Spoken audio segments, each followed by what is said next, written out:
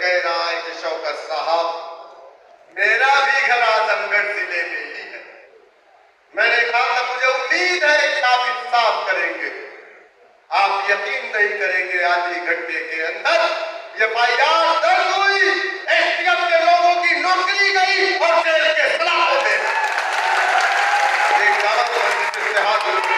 है जो लोग ये कहते हैं मजलिस ने क्या किया, अरे बाबा तेरा काम क्या है, तुझे तो एक चाय पिलाने वाला नहीं। अपने घरों में बैठ करके कमरे में बैठ के उंगलियों से लिखता है। अरे जिसके मुंह में जबान नहीं वो भी फेसबुक पे लिखता। क्या बात है, क्या बात है। किसी ने डाला कि आज प्रदेश अध्यक्ष जी इस्तीफा देने जाएंगे। अरे दलालो,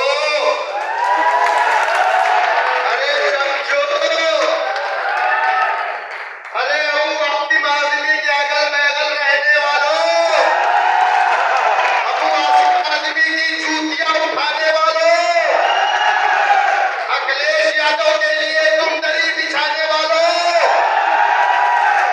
तुम तो यही चाह रहे हो कि शौकत इस्तीफा दे दे ताकि समाजवादी का रास्ता क्लियर हो जाए। शौकत साहब, शौकत साहब, शौकत साहब, हम तुम्हारा मकसद नहीं समझते। बेटा तुम 50,000 की एक पुरानी अगर गाड़ी खरीदते हो, गंदी हो जाती है तो कपड़ा लेके 5 बार पोंछते हो। शौकत ने पार्टी को 12 साल दिया, कारोबार को बर्बाद किया, करोड़ों रुपए गंवा दिए। तुम जैसे दलाल पार्टी को स्क्रैच नहीं मार सकते इंशाअल्लाह। इंशाअल्लाह। अरे सुनो, आपको नहीं मालूम, बड़े बड़े वकील साहब लोग, प्रोफेसर लोग, डॉक्टर लोग, पूरी टीम के साथ हजरत लोग भी उसमें हैं, हजरत लोग भी हैं। पूरा एक चैनल है। वो गया दारुस्सलाम, कहा कि शौकत को हटा दीजिए। सदर मजलिस ने कहा क्यों? बोले दूसरे को बना दीजिए। पूछे क्यों? बोले पार्टी खत्म हो रही। सदर मजलिस ने कहा खत्म होने दीजिए, शौकत नहीं हटेगा। असद ओवैसी, बैरिस्टर असद ओवैसी साहब, बैरिस्टर असद।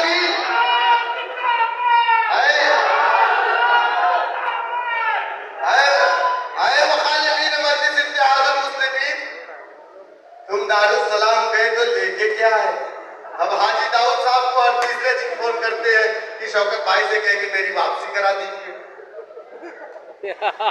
हर तीसरे दिन हाजी दाऊद साहब को फोन करते, शौकत साहब से हमने कहा घूम आए, लीगल नोटिस भेज दिए।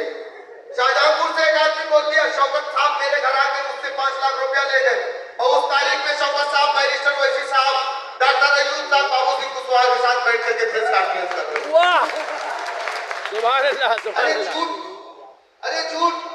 अरे तुम 4 लाख 3 लाख रुपया इतने का तो घोड़ा और गाय चारा खाते हैं।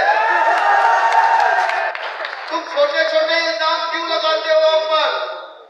मत लगाओ, क्योंकि तुम्हारी सोच छोटी है, इसलिए तुम्हारे इल्जाम भी छोटे हैं। दोस्तों मेरे बुजुर्गों, फिरोजाबाद के अंदर पहली बार सुनने में आया था मजहब तब्दीली का मामला उठा था, याद है आपको? वो बंजारे लोग थे, उन लोगों का मजहब तब्दील करा दिया गया था।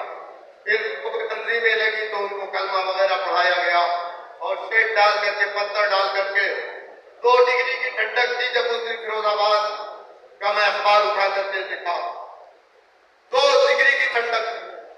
मैंने कहा फिरोजाबाद क्या आगरा का मामला था? सब दिन आगरा का मामला था, आगरा का मामला था।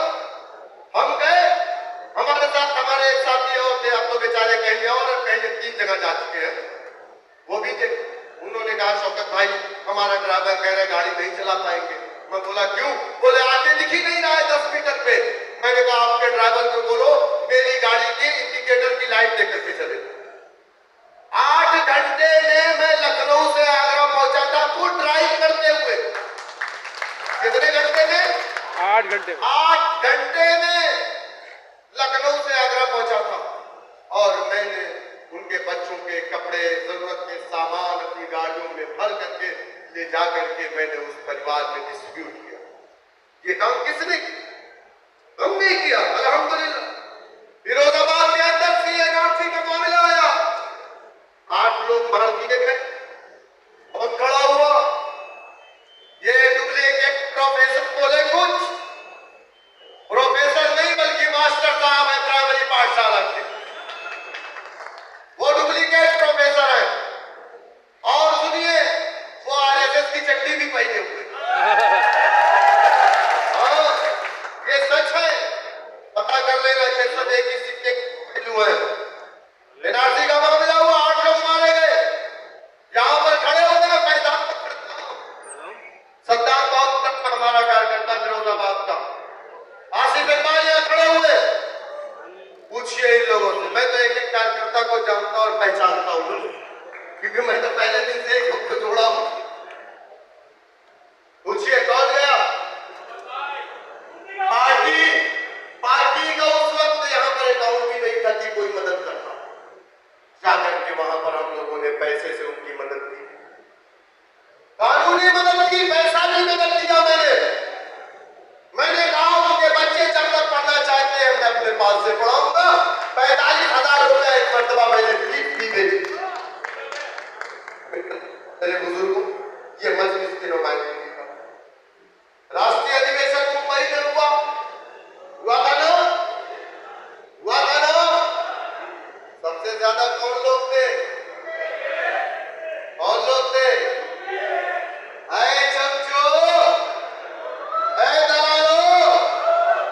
तुम लोग बैठ करके मुमरा में मेरी तकरीर भी सुन रहे थे, लेकिन फर्क ये था कि मैं इस रास्ते पर चला था, तुम लोगों ने आधे रास्ते में मेरा साथ छोड़ दिया, तो तुम कुर्सी पर नहीं बल्कि आवाम के बीच में बैठे हुए थे, लेकिन तुम चोरी से सुन रहे थे कि ये क्या बोल रहा है। सबसे ज्यादा वोट अगर वहां किसी को बोलने के लिए दिया गया तो किसको? सबको कहा गया 2 मिनट, और मुझसे सदर मजलिस ने कहा कि तुम बोलो अपने अंदाज में। मुझे इस बात का दुख नहीं है कि हम 10 सालों में कामयाबी हासिल नहीं कर पाए, हमारा MLA नहीं जीता। हम घबराने वाले लोग नहीं। सुल्तान सलाउद्दीन अय्यूबी ने कहा था कि अगर